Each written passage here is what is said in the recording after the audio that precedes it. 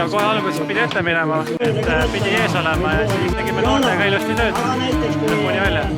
Et profidele särk püksi panna.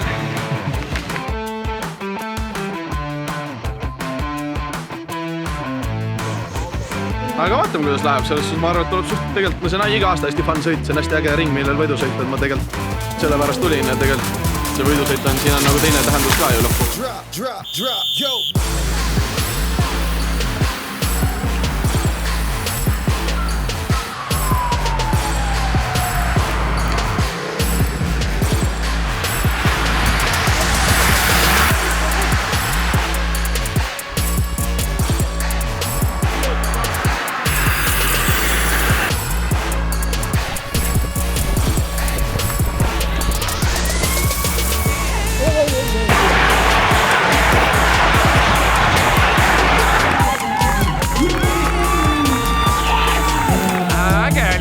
Kogu aeg üleval, et ei olnud sellist aeglast hetke kordagi, et kogu aeg oli ikka kiirus üle 40.